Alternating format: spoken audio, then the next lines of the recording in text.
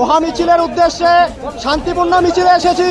Police আমাদের সাথে আজকে যা ব্যবহার করেছে, আমরা আমাদের রাজ্যের সরকারকে হাত জোড় করে অনুরোধ করছি 2019 সাল থেকে 2026 পর্যন্ত যে আমাদের স্থায়ীকরণ করতে হবে। আমরা সেই জন্য এসেছি, কিন্তু পুলিশ আজকে আমাদের সাথে যা করলো, লাঠিচার্জ থেকে শুরু করে আমাদের পিটন ভেঙে তুলছে। এর দাবি আমার নাম সুমিত অধিকারী।